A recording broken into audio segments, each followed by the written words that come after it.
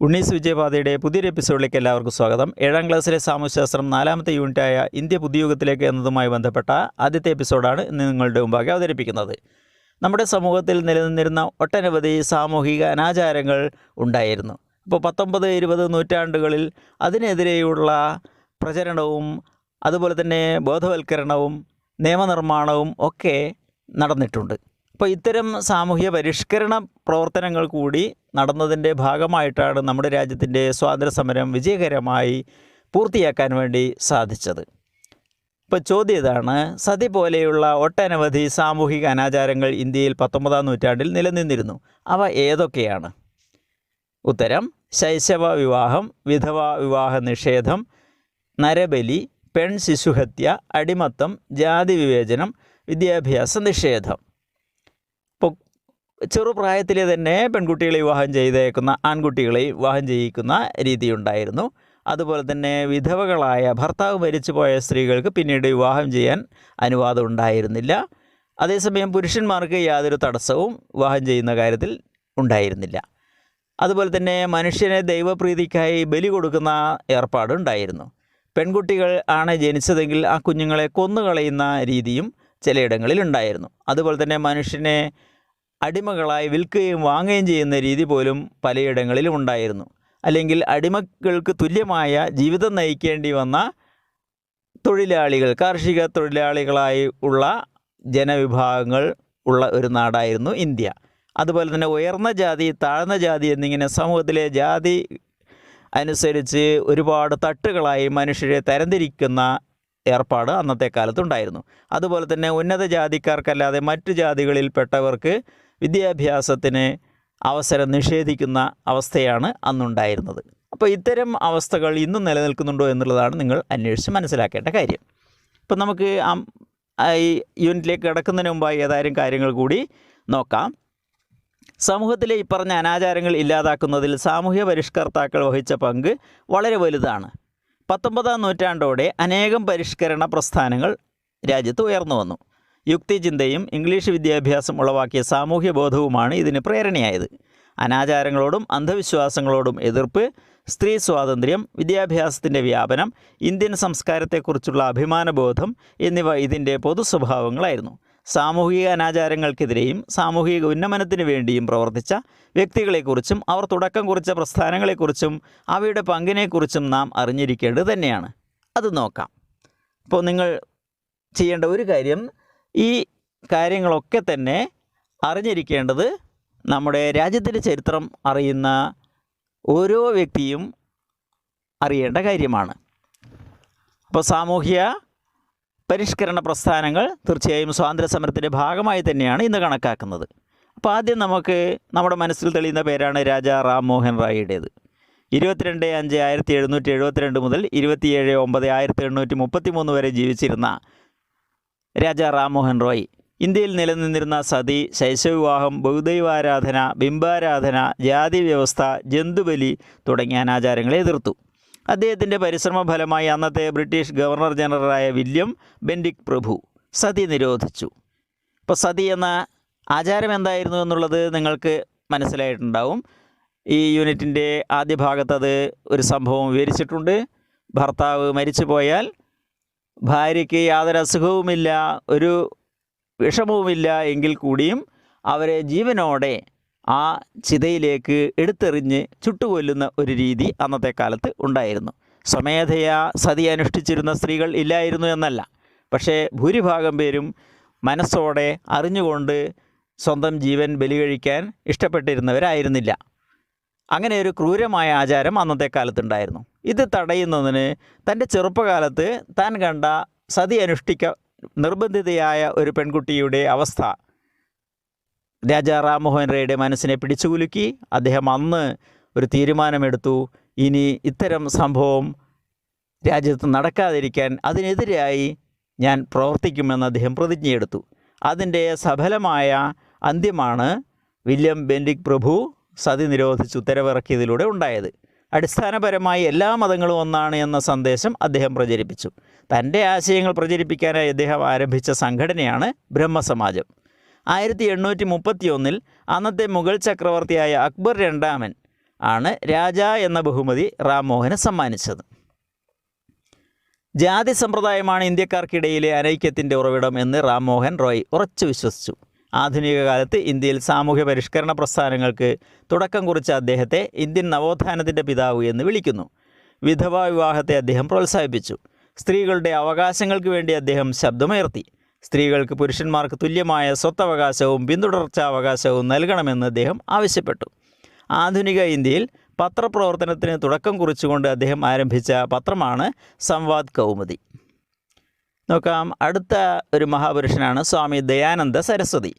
12/2/1824 മുതൽ 30/10/1883 വരെയാണ് അദ്ദേഹം ജീവിച്ചിരുന്നത്. ജാതി വ്യവസ്ഥ, വിഗ്രഹാരാധന, അയിത്തം, ബഹുഭാര്യാത്വം എന്നിവയെ എതിർത്തു സ്വാമി ദയാനന്ദ സരസ്വതി.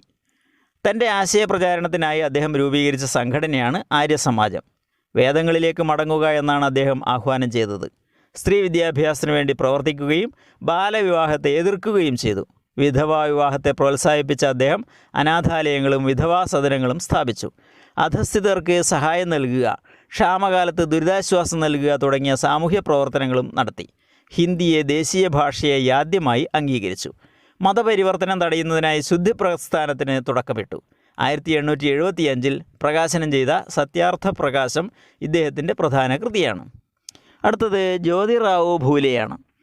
അദ്ദേഹത്തെക്കുറിച്ച് പറഞ്ഞാൽ അദ്ദേഹം ജീവിച്ചിരുന്നത് 1827 ഏപ്രിൽ 11 മുതൽ 28/11/1890 വരെയാണ് ജീവിച്ചിരുന്നത്.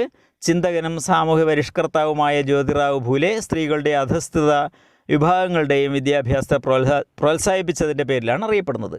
അയിത്തം, ജാതി വ്യവസ്ഥ, സ്ത്രീകളുടെ ഉന്നമനം എന്നിവയ്ക്ക് പ്രവർത്തിച്ച അദ്ദേഹത്തോടൊപ്പം പത്നി സാവിത്രിബായ് ഫൂലെയും ഉണ്ടായിരുന്നു. ഈ ദമ്പതികൾ രാജ്യത്ത് സ്ത്രീ വിദ്യാഭ്യാസത്തിന് വേണ്ടി പ്രവർത്തിച്ചവരിൽ മുൻനിരക്കാരായി ഗണിക്കപ്പെടുന്നു.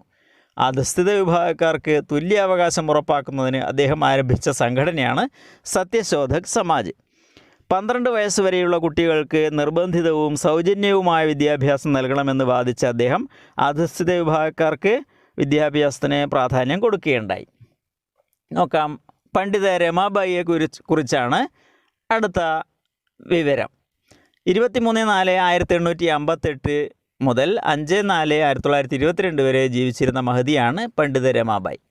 സ്ത്രീകളുടെ വിദ്യാഭ്യാസത്തിനും അവരുടെ അവകാശങ്ങൾക്കും വേണ്ടി പ്രവർത്തിച്ച മഹതിയാണ് പണ്ഡിത രമാബായി. സംസ്കൃത ഭാഷയിലെ പാണ്ഡിത്യത്തിന് കൽക്കട്ട യൂണിവേഴ്സിറ്റിയിൽ നിന്നും അവർക്ക് പണ്ഡിത എന്നും സരസ്വതി എന്നും ബഹുമതികൾ നൽകി. പണ്ഡിത ബഹുമതി നൽകപ്പെട്ട ആദ്യത്തെ വനിതയാണ് രമാബായി.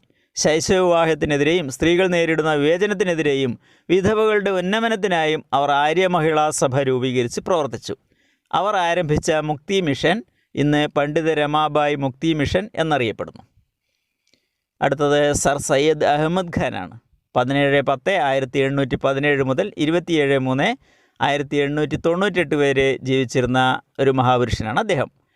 പ്രമുഖ വിദ്യാഭ്യാസ വിചക്ഷണനും രാഷ്ട്രീയ നേതാവും ഇസ്ലാമിക പരിഷ്കർത്താവും നവോത്ഥാനവാദിയുമായിരുന്നു സർ സയ്യദ് അഹമ്മദ് ഖാൻ. അദ്ദേഹം സ്ഥാപിച്ച മുഹമ്മദൻ ആംഗ്ലോ ഓറിയൻ്റൽ കോളേജാണ് പിൽക്കാലത്ത് അലിഗഡ് മുസ്ലിം യൂണിവേഴ്സിറ്റിയായി മാറിയത്. ഇന്ത്യയിലെ മുസ്ലിങ്ങൾക്കിടയിൽ ആധുനിക വിദ്യാഭ്യാസത്തിന് പ്രചാരം നൽകാൻ അദ്ദേഹത്തിന് കഴിഞ്ഞു. അദ്ദേഹത്തിൻ്റെ ശ്രമഫലമായി പുതിയ തലമുറ മുസ്ലിം ചിന്തകരും രാഷ്ട്രീയക്കാരും രൂപപ്പെട്ടു വന്നു. ഹിന്ദു മുസ്ലിം ഐക്യത്തെക്കുറിച്ചുള്ള അദ്ദേഹത്തിൻ്റെ വാക്കുകൾ പ്രസിദ്ധമാണ്. ഹിന്ദുക്കളും മുസ്ലിങ്ങളും ഇന്ത്യയുടെ വായു ശ്വസിച്ചും ഗംഗയുടെയും യമുനയുടെയും ജലം പാനം ചെയ്തും ജീവിക്കുന്നു. നാം രണ്ടും ഇന്ത്യയുടെ മണ്ണിൽ ഉൽപ്പാദിപ്പിക്കപ്പെടുന്നത് ഭക്ഷിക്കുന്നു. ജീവിതത്തിലും മരണത്തിലും നാം ഒന്നിച്ചാണ്. അടുത്തത് സ്വാമി വിവേകാനന്ദനാണ്. 12/1/1863 മുതൽ 4/7/1902 വരെയാണ് അദ്ദേഹം ജീവിച്ചിരുന്നത്. ജാതീയ ഉച്ചനീചത്വങ്ങൾക്കെതിരെ പൊരുതുകയും സ്ത്രീ വിദ്യാഭ്യാസത്തെ പ്രോത്സാഹിപ്പിക്കുകയും ചെയ്ത സാമൂഹ്യ പരിഷ്കർത്താവാണ് സ്വാമി വിവേകാനന്ദൻ. വിശ്വസാഹോദര്യത്തിന് പ്രാമുഖ്യം കൊടുത്തിരുന്ന അദ്ദേഹം അമേരിക്കയിലെ ചിക്കാഗോ പട്ടണത്തിൽ വെച്ച് 1893 സെപ്റ്റംബർ 11 ലോക മതസമ്മേളനത്തിൽ പങ്കെടുത്ത് നടത്തിയ അമേരിക്കയിലെ എൻ്റെ പ്രിയപ്പെട്ട സഹോദരി സഹോദരന്മാരെ എന്നു തുടങ്ങിയ പ്രസംഗം പ്രശസ്തമാണ്. ശ്രീരാമകൃഷ്ണ പരമഹംസറാണ് വിവേകാനന്ദൻ്റെ ഗുരു. ഗുരുവിൻ്റെ ആശയങ്ങൾ പ്രചരിപ്പിക്കുന്നതിനായി അദ്ദേഹം സ്ഥാപിച്ച സംഘടനയാണ് രാമകൃഷ്ണ മിഷൻ. ഇന്ത്യക്കാരിൽ വിശേഷിച്ച് യുവാക്കളിൽ ദേശീയബോധവും ആത്മാഭിമാനബോധവും ഉണർത്തുന്നതിൽ വിവേകാനന്ദൻ്റെ പ്രവർത്തനങ്ങൾ വിലപ്പെട്ട പങ്ക് വഹിച്ചിട്ടുണ്ട്. അദ്ദേഹത്തിൻ്റെ ജന്മദിനമായ ജനുവരി 12 രാജ്യം ദേശീയ യുവജന ദിനമായി ആചരിക്കുന്നു. അപ്പോൾ നമുക്ക് അടുത്തൊരു ചോദ്യം ഇതാണ്. നമ്മൾ കുറേ മഹാന്മാരെക്കുറിച്ചുള്ള കാര്യങ്ങൾ ഇവിടെ പഠിച്ചു. അപ്പോൾ അതുമായി ബന്ധപ്പെട്ട് ഒരു ചോദ്യം നിങ്ങളോട് ചോദിക്കുകയാണ്. ഇന്ത്യയിലെ ശ്രദ്ധേയരായ ഏതാനും സാമൂഹ്യ പരിഷ്കർത്താക്കളുടെ പ്രവർത്തനങ്ങളെക്കുറിച്ചും സേവനങ്ങളെക്കുറിച്ചും അവർ തുടക്കമിട്ട പരിഷ്കരണ പ്രവർത്തനങ്ങൾക്ക് വേദിയാക്കിയ പ്രസ്ഥാനങ്ങളെക്കുറിച്ചുമാണ് ഇതുവരെ പഠിച്ചത്. സ്വാതന്ത്ര്യ സമരങ്ങളോടൊപ്പം തന്നെ പ്രാധാന്യമുള്ളതാണ് അനീതിക്കും അസമത്വത്തിനും അനാചാരങ്ങൾക്കും വിവേചനങ്ങൾക്കും എതിരെയുള്ള ഇവരുടെ ത്യാഗപൂർണമായ പ്രവർത്തനങ്ങളും. സ്വാതന്ത്ര്യം എന്നത് വിദേശികളിൽ നിന്നു മാത്രമല്ല, സമൂഹത്തിലെ മേൽപ്പറഞ്ഞ അനീതികളിൽ നിന്നുമുള്ള മോചനം കൂടിയാണ്. ഇവരെ പോലുള്ളവരുടെ പ്രവർത്തന ഫലമായി കൂടിയാണ് സ്വാതന്ത്ര്യ സമരം വിജയിച്ചിട്ടുള്ളത്. ഇനി നിങ്ങൾ ഈ നവോത്ഥാന നായകർ, അവർ തുടങ്ങിയ പ്രസ്ഥാനങ്ങൾ, അവരുടെ പ്രധാന പ്രവർത്തനങ്ങൾ എന്നിവ പട്ടികപ്പെടുത്തുക. അപ്പോൾ അതിൻ്റെ ഉത്തരം നിങ്ങൾ തന്നെ ഈ നേരത്തെ പഠിച്ച കാര്യങ്ങൾ മുൻനിർത്തി പൂർത്തിയാക്കേണ്ടതാണ്. ഒന്നാമത്തെ കോളത്തിൽ നവോത്ഥാന നായകരുടെ പേരെഴുതുക. അതിന് തൊട്ടടുത്ത നേരെ കോളത്തിൽ പ്രസ്ഥാനം, അവരേത് പ്രസ്ഥാനമാണ് അവരുടെ പ്രവർത്തനങ്ങൾക്ക് വേദിയാക്കിയത് എന്നുള്ളത്, അവർ തുടക്കമിട്ടത് എന്നുള്ളത് എഴുതുക. പിന്നെ മൂന്നാമത്തെ കോളത്തിൽ അവർ നടത്തിയ പ്രധാന പ്രവർത്തനങ്ങൾ എഴുതുക. അപ്പോൾ ഇത്രയും പൂർത്തിയാക്കി കഴിഞ്ഞാൽ നമ്മൾക്ക് ഒരു കാര്യം വ്യക്തമാവും. ജാതിക്കും മതത്തിനും അതീതമായി മാനവികതയിൽ ഊന്നിക്കൊണ്ടുള്ള വിശ്വസാഹോദര്യത്തിൻ്റെ കാഴ്ചപ്പാട് ഇന്ത്യക്കാരിൽ വളർത്തിയെടുക്കാൻ ഈ സാമൂഹ്യ പരിഷ്കർത്താക്കൾക്ക് കഴിഞ്ഞു എന്നുള്ളതാണ് ആ കാര്യം. എല്ലാ പരിഷ്കർത്താക്കളും വിദ്യാഭ്യാസത്തിൻ്റെ പ്രാധാന്യം ഊന്നി പറഞ്ഞു. അവർ പുതിയ വിദ്യാലയങ്ങൾ സ്ഥാപിച്ചു. ഇത് ഇന്ത്യയിൽ വിദ്യാഭ്യാസ പുരോഗതിക്ക് കാരണമായി. പരിഷ്കർത്താക്കൾ ഇന്ത്യയുടെ പൈതൃകത്തെക്കുറിച്ച് ഓർമ്മിപ്പിച്ചു. ഇത് സ്വന്തം രാജ്യത്തെക്കുറിച്ചുള്ള അഭിമാനബോധവും ആത്മവിശ്വാസവും ഇന്ത്യക്കാരിൽ വളർത്തി. അങ്ങനെ ഇന്ത്യൻ ജനതയിൽ പുതിയ ഉണർവ് സൃഷ്ടിക്കുന്നതിൽ സാമൂഹ്യ പരിഷ്കർത്താക്കൾ വലിയ പങ്ക് വഹിച്ചിട്ടുണ്ട്. ഇതിൻ്റെ ഫലമായിട്ടാണ് നമ്മുടെ നാട്ടിൽ ദേശീയ ബോധം വളർന്നു വന്നത്. സാമൂഹ്യ രംഗത്തെ മാറ്റങ്ങൾ അത് രാഷ്ട്രീയ രംഗത്തും മാറ്റങ്ങൾ ഉണ്ടാക്കാനിടയാക്കി.